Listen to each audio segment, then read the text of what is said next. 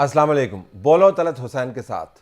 इमरान खान बहुत गुस्से में हैं। आज सहाफ़ियों के बगैर प्रेस कॉन्फ्रेंस कर डाली और कहा कि अब नैब नए कानून के पास होने के बाद राना सनाउल्लाह के हाथ में चली गई और मैं इनको छोड़ूंगा नहीं और मैं सुप्रीम कोर्ट जाकर मुकदमा लड़ूंगा। इसके ऊपर हम बात करेंगे राना सनाउल्लाह से, जो वफाकी वज़ीर बराए दाखिला हैं। तहरीक इंसाफ के मुस्तकबिल का फ़ैसला भी अब महफूज हो गया है।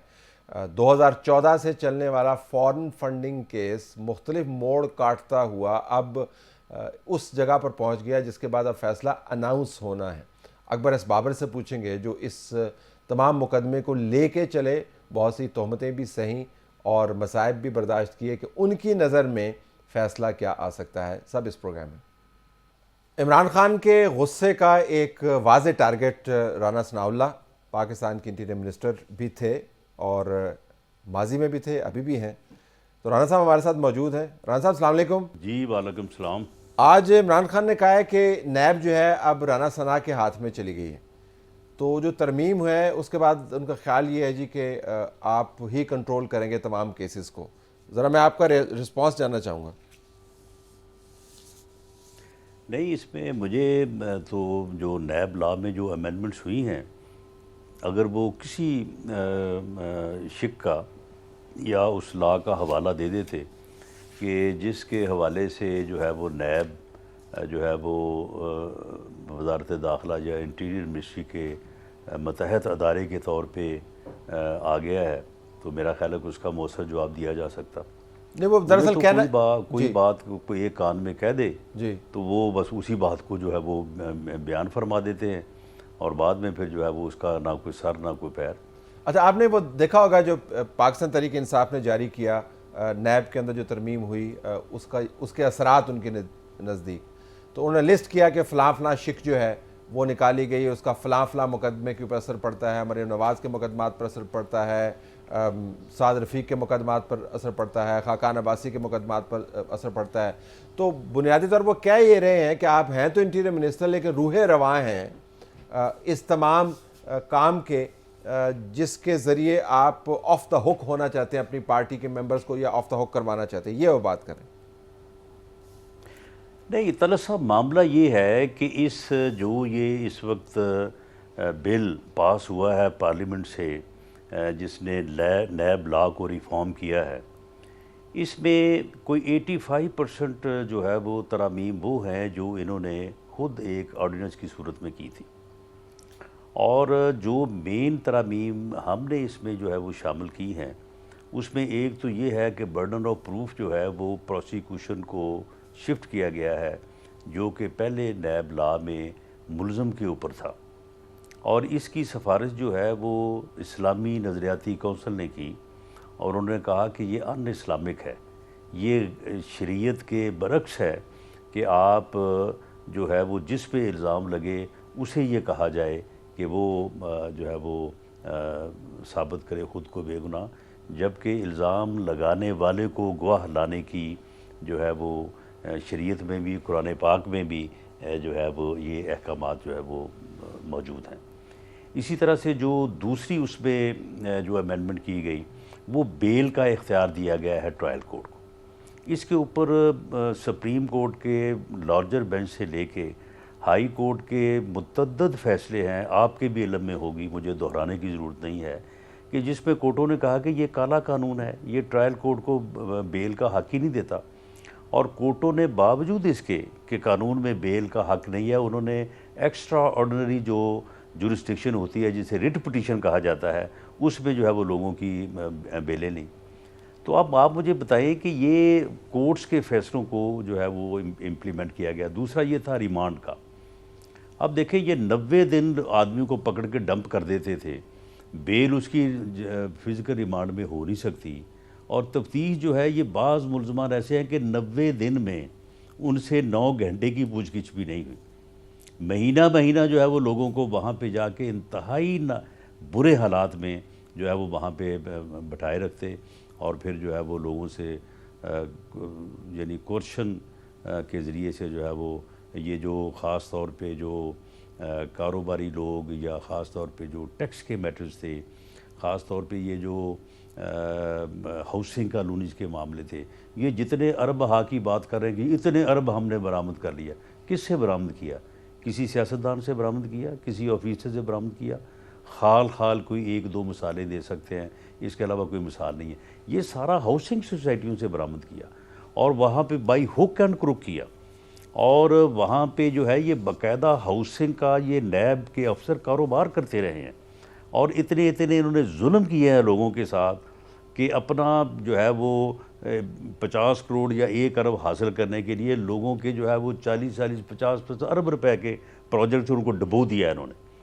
تو یہ جس قسم کی پریکٹس میں جو ہے وہ نیب ملوث تھا۔ نیب کے اسی قانون کے تحت نیب چلتی رہی، چیئرمین جو ہے وہ آپ لے کے آئے، آپ کے پہلے دور میں بھی قانون کا دائرہ کار اسی طریقے کا تھا۔ جب آپ کا دور ختم ہوا تو اس کے بعد نیب کے قوانین کی جو کمزوریاں ہیں، جس کو آپ اب کہتے ہیں آپ نے دور کیا ہے، ان کو استعمال کرنے کی نیت باندھی، اور وہ نیت جو تھی وہ خراب تھی۔ اور آپ کو بھی پتہ ہے کہ قانون آپ جتنا مرضی اچھا لے آئیں، اگر پیچھے اس کی نیت خراب ہے تو وہ قانون کا برا استعمال ہوگا۔ تو اصل میں مسئلہ قانون کا نہیں تھا، وہ تو آپ کو دھر رگڑا دینا تھا، اور وہ عمران خان نے تو نہیں دینا تھا، وہ تو جو بینچ بنوا رہے تھے وہ دے رہے تھے، وہ جو کیسز لگوا رہے تھے وہ دے رہے تھے، جو بیلز کروا رہے تھے نہیں کروا رہے تھے وہ دے رہے تھے۔ تو نیب کا قانون تو آپ نے وہ سارے فارغ کر دیا نا، اصل تو مسئلہ وہیں پہ تھا۔ وہ جن کی نیت خراب ہے، جب وقت آئے گا تو اچھے قانون کو بھی برا استعمال کریں گے، یہ ایشو ہے۔ نہیں دیکھیں طلعت صاحب، اگر آپ یہ بات کریں یا یہ آرگومنٹ جو پیش کیا جا رہا ہے کہ جی نیب کا قانون جو ہے اس کو فارغ کر دیا گیا، کس بات پہ فارغ کر دیا گیا؟ کیا 90 دن کا ریمانڈ اگر 14 دن کر دیا گیا تو کیا یہ فارغ کر دیا گیا ہے؟ یا تو پھر پورے ملک میں پی پی سی میں ڈکیٹی کے کیسز ہیں، اغوا برائے تاوان کے کیسز ہیں، قتل کے کیسز ہیں، ان میں 14 دن کا ریمانڈ ہے، یا تو پھر اس کو بھی 140 دن کر دیں، اور نیب کو بھی جو ہے وہ 90 دن کی بجائے جو ہے وہ اس کو 180 دن کر دیں۔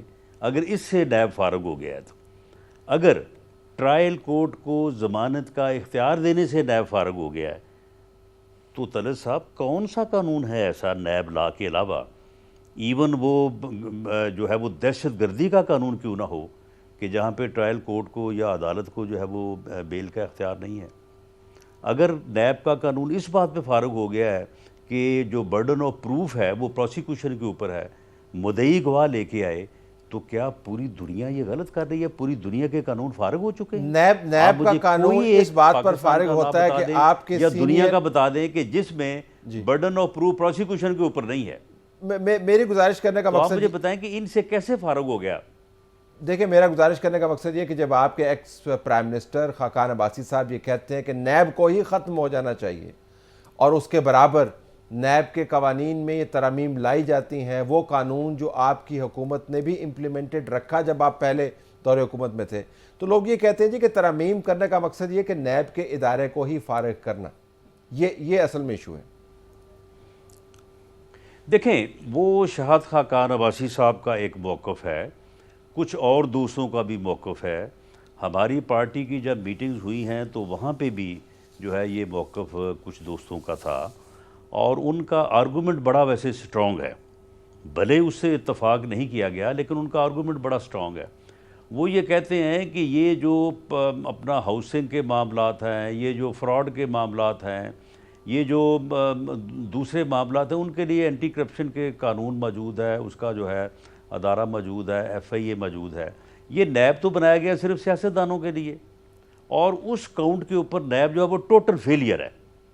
یہ آج تک نہ کسی سیاستدان کو سزا دے سکا ہے، نہ کسی سیاستدان کے خلاف جو ہے یہ اپنا کوئی کیس ثابت کر سکا ہے۔ یہ آپ ساری چیزیں آپ کے سامنے ہیں۔ مثال کے طور پہ یہ جب میرے ساتھ نیب والوں نے آرگومنٹس کیے اور انہوں نے مجھے کہا کہ جی دیکھیں یہ رجسٹری جو ہے وہ آپ نے جو ہے وہ تھوڑے پیسوں کی کرائی ہے، تو میں نے کہا کہ پورے ڈیفنس میں کنال کا پلاٹ جتنے میں رجسٹری ہوتا ہے میں نے اتنے میں کرانا ہے، جی آپ نے لیا تو زیادہ میں، تو میں نے کہا کہ لیا زیادہ میں ہے، تو بات یہ ہے کہ اٹ ڈز ناٹ مین کہ وہ باقی پیسے جو ہے وہ کرپشن کے تھے، باقی پیسے بھی جو تھا وہ میرے جائز پیسے تھے۔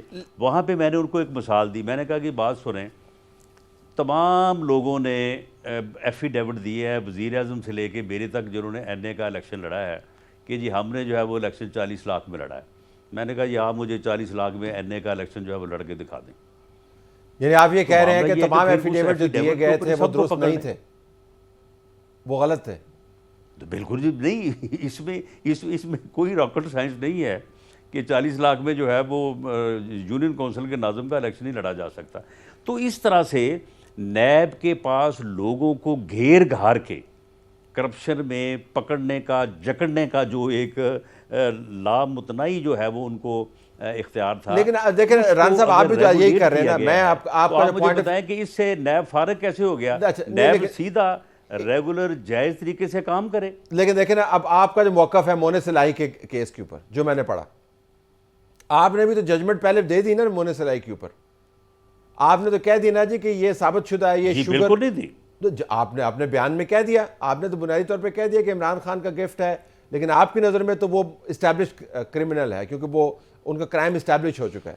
دیکھیں میری نظر میں جو حقائق ہیں, نواز بھٹی صاحب جو اپنا جو ہے بھانجے ہیں محمد خان بھٹی کے, وہ نائب قاصد ہیں, اور مظہر حسین صاحب جو ہیں وہ اے ڈی ہیں, اسسٹنٹ ڈائریکٹر ہیں لینڈ ریکارڈ میں, اور اس وقت وہ اسٹوڈنٹ تھے. انہوں نے 72 کروڑ روپے کی جو ہے وہ پراپرٹی جو ہے وہ رحیم یار خان شوگر مل خریدی ہے, اور 2 سال بعد وہ جو ہے وہ منتقل ہو گئی ہے مونس الہی صاحب کے نام پہ. ہو سکتا ہے مونس الہی صاحب نے ان کو پیسے خود دیے ہوں, ان کے نام پہ خریدی ہو, پھر اپنے نام پہ منتقل کروا دی ہے.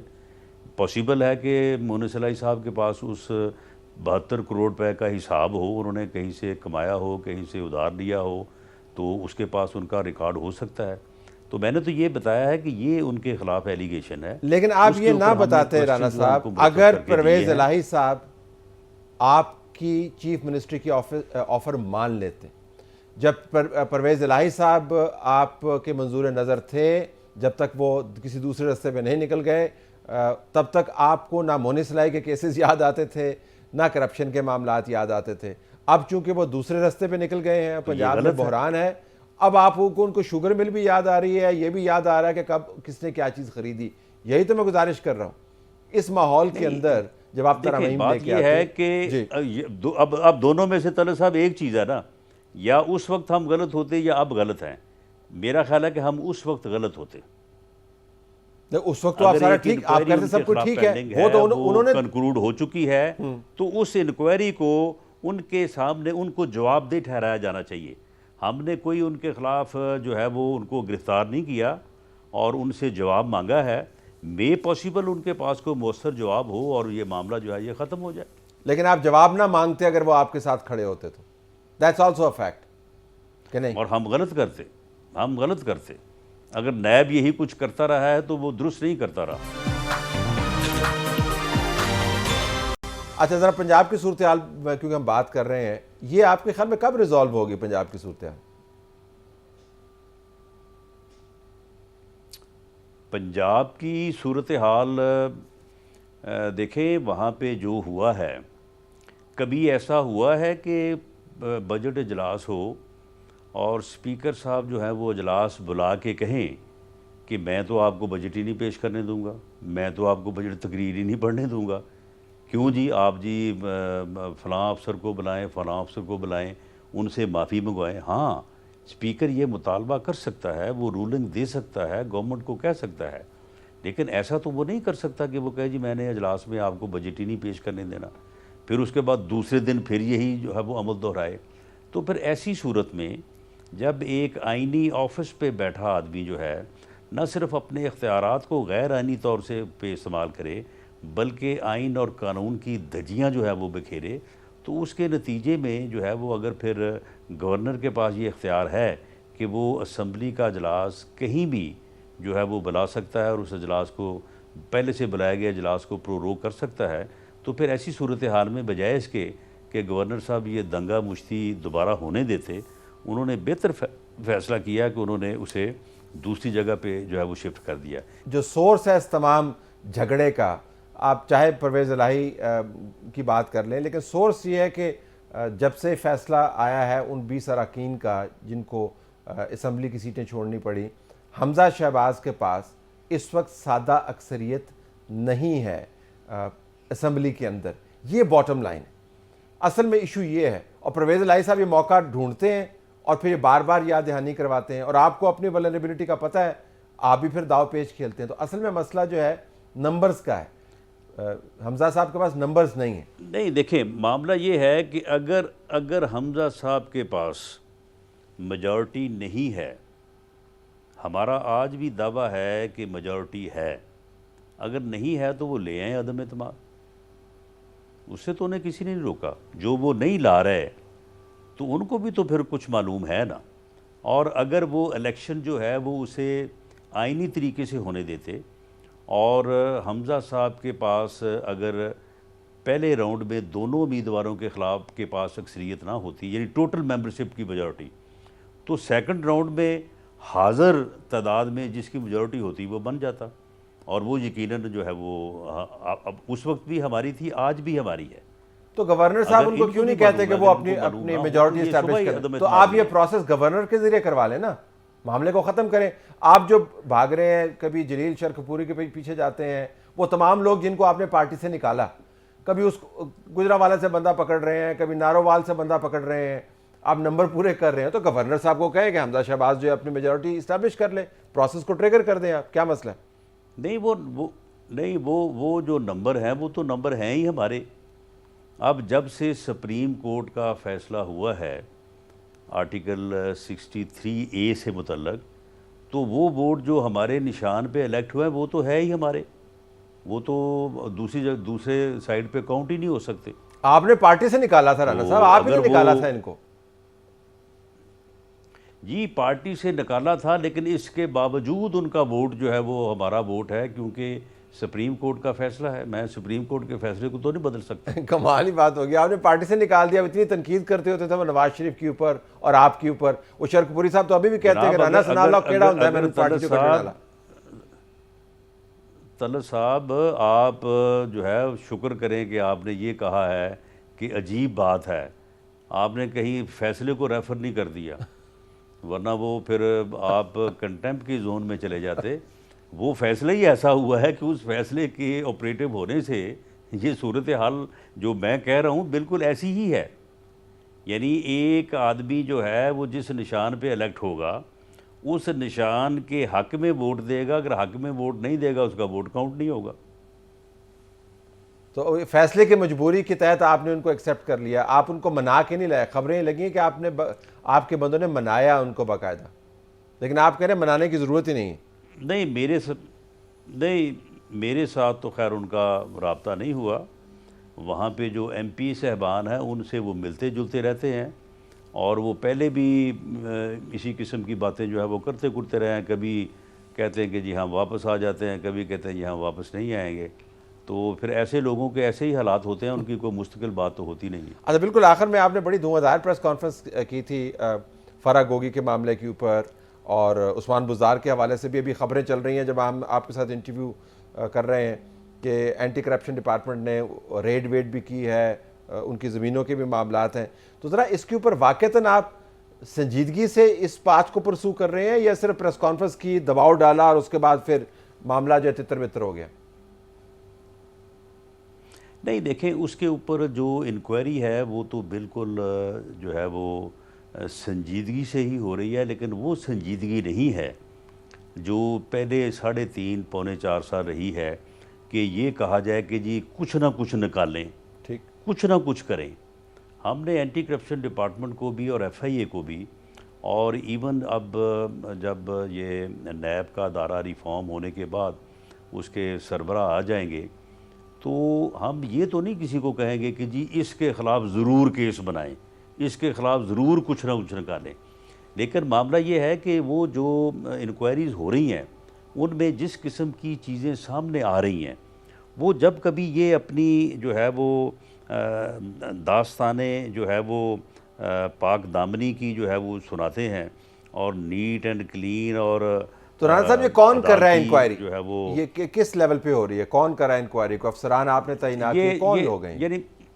یعنی مثال کے طور پہ مجھے فیڈمک ہے ہمارے وہاں پہ جو انڈسٹریل زون ہے وہاں پہ فیصل آباد میں, تو وہاں سے کچھ بندے ملے جی کہ یہاں پہ ایک کمپنی ہے، ان کو 10 ایکڑ جن کی اس وقت حاضر مالیت جو ہے وہ تقریباً کوئی 30 کروڑ ہے، اور ان کو کوئی اونے پونے داموں میں اس کمپنی کو کوئی معیز فوڈ جو ہے سے متعلق ہے، تو اس کو جی بڑی اجرت میں قبضہ لے کے دیا گیا، اور وہاں پہ اس طرح سے ہوا وہ جو اسپیشل اکنامک زون ہے وہاں پہ بنا، جس میں آپ اگر فیکٹری لگائیں تو سارے ٹیکس معاف، ہر چیز معاف، اور جو ہے وہ آپ وہاں پہ جو ہے وہ کافی جو بلیک منی ہے اس کو پارک کر سکتے ہیں۔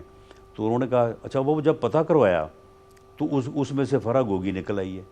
فراگوگی یہ کیسے 1 ارب روپے کا پروجیکٹ ہے، یہ فراگوگی وہ اس کے نام ہے، وہ ٹھیک یا فرا کیا نام اس کا، یعنی فرد شہزادی جی، جو ہے، عرف عام میں چل رہا وہی اس کو فراگوگی کہتے ہیں عمران عرف خان عام صاحب میں۔ والی، جی، یعنی آپ دیکھیں نا، یہ یعنی بنی گالا میں 240 کنال اس کے نکل آئے ہیں۔ اب وہاں پہ 1 ارب روپے کا جو ہے وہ پروجیکٹ جو ہے وہ نکلا ہے۔ اس کمپنی کے 2 ہی ڈائریکٹر ہیں، ایک بشرا خان ہے اور ایک یہ فرا شہزادی ہے۔ اچھا، اب وہ جب ہم نے وہ سارا ریکارڈ وغیرہ نکلوایا، ان کے آئیڈینٹی کارڈ وغیرہ جو ہے وہ چیک کیے، تو اس کے بعد وہ اینٹی کرپشن والوں کو دیا ہے کہ جی اس کو دیکھیں، اور اس کے اوپر جو ہے وہ آپ انکوائری کر کے جو بھی آگے صورتحال بنتی ہے۔ اچھا، ایک وہاں پہ پٹرول پمپ لگا دیا ہے، وہاں پہ ایکسپریس وے بنا ہے فیصل آباد میں، وہاں پہ وہ پروہیبٹڈ زون ہے، وہاں پہ پٹرول پمپ لگ ہی نہیں سکتا۔ وہ فیڈ بیک کی جگہ جو ہے اسے جو ہے وہ پہلے جو ہے وہ اس کو الاٹ کیا گیا، پھر اس کے بعد اس کو جو ہے وہ کمرشل کیا گیا، اس کے بعد ایک آدمی نے وہاں پہ جو ہے وہ پٹرول پمپ لگا لیا۔ اب وہ آدمی جب اس کا پتہ کروایا تو وہ کہتے ہیں کہ وہ فرنٹ مین ہے اس کا بزدار صاحب کا، تو وہ کوئی کم از کم میرا خیال ہے کہ 20-25 کروڑ روپے کی وہ پراپرٹی ہے، اور اب جب اس کا پتہ کروایا ہے تو اس میں جو ہے وہ سرکاری جگہ بھی بیچ میں شامل ہے، فیڈمک کی جگہ بیچ میں شامل ہے۔ تو یہ تو ایسا، یعنی یہ ٹولہ تھا ملک کو لوٹنے پہ لگا ہوا، اور عمران خان صاحب نے یہ ایسے لوگ اپنے ارد گرد جمع کیے ہوئے تھے، جدھر آپ جو ہے وہ دھیان کریں وہاں سے جو ہے وہ ان کے کرپشن کے تو کوئی کلوجر ڈیٹ آپ کے ذہن میں ہے کہ 3 مہینے کے اندر انکوائریاں مکمل ہو جائیں یا آن گوئنگ رہے گا؟ بخاری وغیرہ ہیں ان کے متعلق طلعت صاحب لوگ کہہ رہے ہیں کہ انہوں نے گھر میں پیسے گننے کی مشینیں رکھی ہوئی تھیں، یہ چیک نہیں لیتے تھے، کیش لیتے تھے۔ تو انہوں نے اس طرح سے ملک کو لوٹا ہے، وہ ہر طرف سے ان کی جو ہے وہ شہادتیں جو ہیں وہ آ رہی ہیں، تو یہی تو ان کو خطرہ ہے۔ نہیں تو آپ کے ذہن میں کوئی کلوجر ڈیٹ ہے، یا نیب کی طرح آپ نے بھی لٹکائے رکھنا ہے اور دباؤ ڈالتے رہنا، کوئی 3 مہینے میں انکوائری، کہ 2 مہینے میں انکوائری، کوئی کلوجر ڈیٹ تو ہوگی نا کہ نہیں؟ نہیں دیکھیں طلعت صاحب، اگر آپ یہ وائٹ کالر کرائم جو ہے، اب دیکھیں اس میں ریکارڈ کی صورتحال ہوتی ہے، جس طرح سے میں نے یہ ذکر کیا کہ وہاں پہ یہ 1 ارب روپے کا پروجیکٹ ہے، اور اس میں 2 خواتین جو ہیں وہ ڈائریکٹر ہیں، ان میں دونوں میں سے ایک خواتین جو ہے وہ فرد شہزادی ہے، اس کا شناختی کارڈ نمبر جو دیا ہے وہ چیک ہو گیا ہے، دوسری خاتون کا جو شناختی کارڈ نمبر ہے وہ شاید غلط ہے، وہ معلوم نہیں ہو پا رہا۔ تو یہ چیزیں جو ہیں جو ٹائم تو لیتی ہیں، تو ہم کوئی ضروری نہیں ہے کہ ہم نے الیکشن میں کوئی ان کو پکڑ کے جیل میں بند کر کے ہم نے الیکشن لڑنا ہے، جس طرح سے ان کا ارادہ تھا، یہ چاہتے تھے کہ ہم سب کو سزائیں دلوا دیں اور اس کے بعد جو ہے یہ خود جو ہے وہ الیکشن لڑیں۔ تو ہمارا کوئی ایسا ارادہ نہیں ہے، ہم ان چیزوں کی ایک جو ہے وہ بنیاد جو ہے وہ انکوائریز جو ہے وہ انیشیٹ ہونی چاہیے، اور ان کو ایک اپنا قانون کے مطابق اپنا راستہ جو ہے وہ لینا چاہیے، اس میں ہمارے سیاسی مقاصد جو ہیں وہ شامل نہیں ہونے چاہیے۔ ہم سیاست اپنے طور پہ کریں، اب الیکشن لڑیں، ان کا مقابلہ کریں، یہ ہمارا مقابلہ کریں، لیکن کم از کم جو انہوں نے کیا ہے وہ سارا سامنے تو آنا چاہیے۔ آپ نے لیو اٹ دیئر۔ رانا صاحب کا بہت شکریہ، آپ نے ہمیں جوائن کیا۔ ناظرین، رانا ثناء اللہ ہمیں بتا رہے تھے کہ عمران خان صاحب کی طرف سے جو اٹیک آیا ہے نیب کے معاملے کے اوپر، اس کی بنیاد کیا ہے۔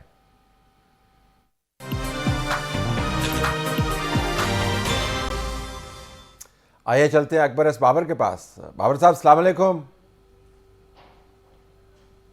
وعلیکم السلام۔ آپ ایکسائٹیڈ ہیں کہ فائنلی وہ گھڑی آ گئی جب یہ فیصلہ ہونا ہے؟ بڑا طویل آپ نے سفر کیا ہے، لیکن ذرا اپنے سینٹیمنٹس بتائیے گا کہ محفوظ کر لیا ہے فیصلہ، are you excited? I don't know, कल से it's like the last lap जो होता है ना, 5000 मीटर की रेस का जो लंबी रेस होती है, तो शायद उसमें आपको you have to really pull up all your reserves, और उसके बाद you know, so I am satisfied in the sense के वीव रीच्ड अ माइलस्टोन, एक माइलस्टोन पे हम पहुंच गए हैं, यहाँ फैसला महफूज हो गया है। तो ये जाहिर है जब फैसला महफूज होगा तो फैसला आएगा भी। तो ये एक बहुत बड़ा माइलस्टोन था जिसको अचीव करना था, जिस पे बहुत ज़्यादा शकूक व शुबात थे।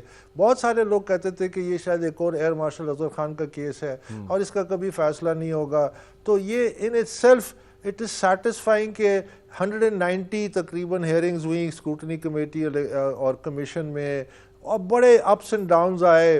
कोर चीज़ इस्टेब्लिश क्या की अभी तक जिसके ऊपर इत्तफाक राय हो कि देखिए जी मैंने भी यही इस्टेब्लिश की, इलेक्शन कमीशन भी यही बात कह रहा है और पीटीआई भी अब उसको मानना पड़ रहा है, वो क्या 2-3 चीज़ें हैं जो इस्टेब्लिश हुई हैं?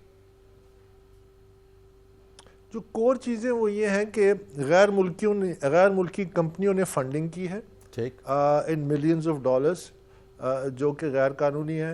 गैर मुल्की शहरियों ने फंडिंग की है, और वो भी काफ़ी बड़ी अमाउंट्स में की है। फिर अकाउंट्स जो हैं वो कंसील किए गए हैं इलेक्शन कमीशन ऑफ पाकिस्तान से, और बहुत अभी तक यानी मार्च 15, 2022 तक इलेक्शन कमीशन को गुमराह करने की कोशिश की गई है 11 अकाउंट्स को डिसओन करके, जो कि उनके अपने अकाउंट्स थे और उनको अपनी टॉप लीडरशिप ऑपरेट करती थी। और हमने अब फ्रेश सबूत भी उस हवाले से दे दिए कि मरकज़ी सेंट्रल फाइनेंस बोर्ड और सेंट्रल फाइनेंस सेक्रेटरी 2012 में उन अकाउंट्स को ऑपरेट कर रहे थे, जिनको वो आज कहते हैं 15 मार्च 2022 को कहते हैं कि उनसे हमारी कोई ताल्लुक़ नहीं है और इन अशख़ास ने अपनी मर्ज़ी से। तो ये 3-4, और फिर सबसे इम्पोर्टेंट वो जो सर्टिफिकेट है जो पार्टी का लीडर हर साल इलेक्शन कमीशन को देता है, वो गुमराह कुन था, वो फेक था जो इमरान खान ने दिया, क्योंकि उसमें अकाउंट्स की डिटेल्स ट्रांसपेरेंट नहीं थी, क्योंकि उन्होंने लिखा कि हमने कोई प्रोहिबिटेड फंडिंग नहीं रिसीव की। तो जब आपने ये तमाम गैर मुल्की फंडिंग, और आज जो डिटेल्स हमारे फाइनेंशियल एक्सपर्ट ने दी, उनमें बेसिकली 2-3 कैटेगराइज किया बड़े आसान करने के लिए, ताकि फैसला उनके लिए आसान हो जाए इलेक्शन कमीशन के लिए।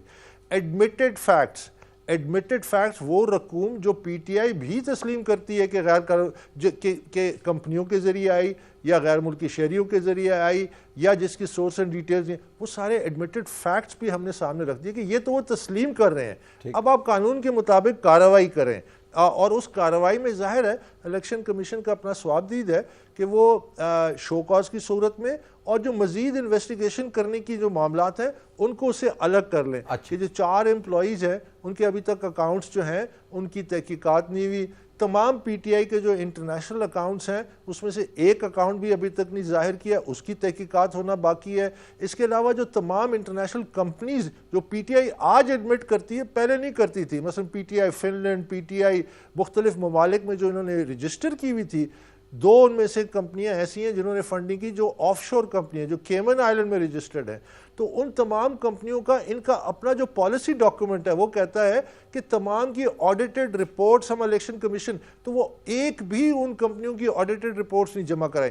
तो हमने उसको आज इलेक्शन कमीशन के लिए आसान कर दिया कि ये वो मामलात हैं जो साबित हो चुके हैं, जिनको किसी हद तक पीटीआई तस्लीम कर चुकी है, इस पे एक कार्रवाई अपना फैसला सुनाइए, और ये हिस्सा वो है जिस पे अभी मजीद तहकीकात की गुंजाइश है।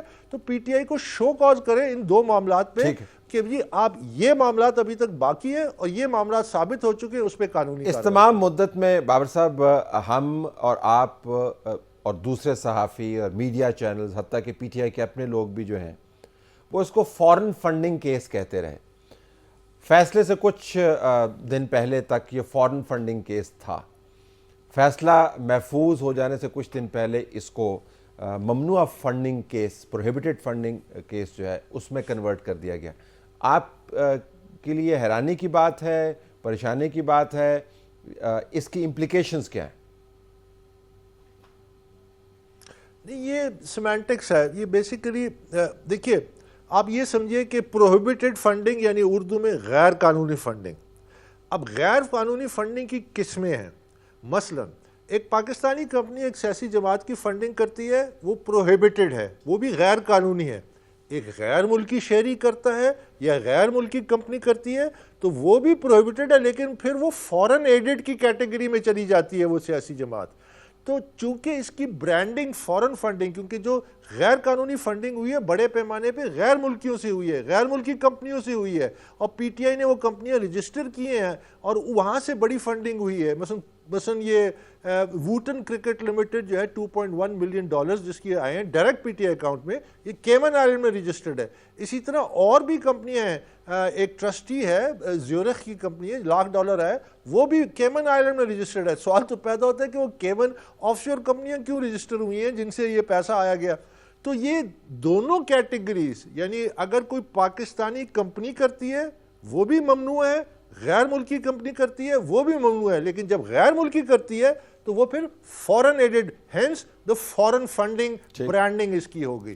دونوں پروہیبٹڈ ہیں, اور یہ اس کی لیکن اس کے لیگل کانسیکوینسز جو ہیں وہ دونوں کے سیریس ہیں.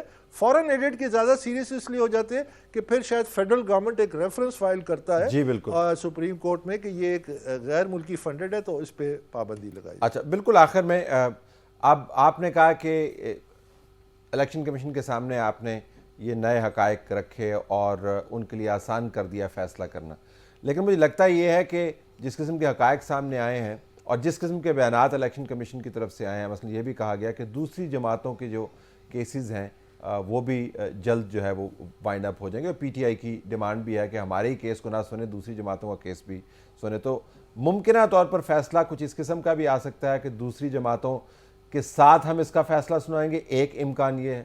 دوسرا یہ بھی ہے کہ مزید تحقیقات چاہیے اور فلاں فلاں ادارہ اس کی تحقیقات کرے. تو جو آپ امپلیکیشنز, یعنی جو احتساب آپ چاہ رہے تھے وہ شاید فیصلے کے نتیجے میں نہ ہو پائے. دیکھیے, جہاں تک یہ معاملہ ہے کہ دوسری جماعتوں کا فیصلہ اور اس کا فیصلہ ایک ساتھ ہونا چاہیے, تو یہ تو الیکشن کمیشن اس کو مسترد کر چکی ہے, کیونکہ پی ٹی آئی درخواستیں یہ دے چکی ہے ایک سے زیادہ اس حوالے سے, اور پھر ہائی کورٹ میں گئی, ہائی کورٹ اور ہائی کورٹس میں بھی یہ مطالبہ ان کا تسلیم نہیں کیا گیا. اور وہ بڑا سمپل ریزن ہے کہ یہ ایسا ہی ہے کہ جس طرح نیب میں سارے کرپشن کے کیسز کہیں کہ جی ایک ساتھ سنے جائیں اور ایک ساتھ فیصلہ ہوا, یہ اسی طرح جس طرح 10 قتل ہوتے ہیں, ایک قاتل پکڑا جائے تو وہ ایک پکڑا ہوا کہتے ہیں جب تک باقی 9 نہیں پکڑے جائیں ہمارا میرا نہیں خیال کہ الیکشن کمیشن اس معاملے کو, جس کو وہ خود مسترد کر چکی ہے, کہ اب وہ اس کو ایک باسکٹ میں ڈالے گی تمام سیاسی جماعتوں کے. آج پہلی دفعہ 8 سال بعد مجھے 2 منٹ کا موقع ملا کہ میں الیکشن کمیشن سے خطاب کر سکوں. انہوں نے مجھے موقع دیا. میں نے ان کو کیا کہا, میں نے کہا دیکھیے جی 8 سال گزرے, میں نے 3 الیکشن کمیشنز کو دیکھا, سب کچھ ہوا, اسکروٹنی کمیٹی 1 مہینے کی جگہ 4 سال لگا دیے, وہ سارے ڈیلیز سب کچھ, لیکن آج آپ ایک ہسٹورک مومنٹ میں ہیں. بھارت کی میں نے مثال دی کہ ایک چیف الیکشن کمشنر نے بھارت کے پورے الیکشن پیٹرن کو تبدیل کر دیا, اس نے الیکشن قوانین کو نافذ کیا بلا خوف و خطر.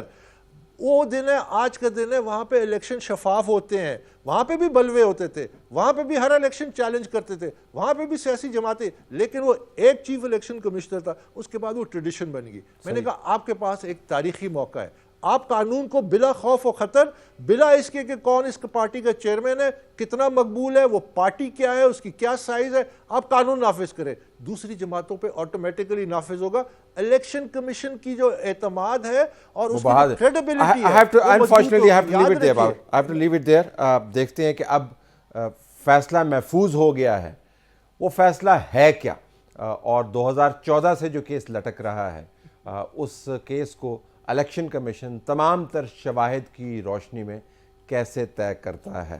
ہماری طرف سے یہی کچھ, اجازت چاہتے ہیں. اللہ حافظ.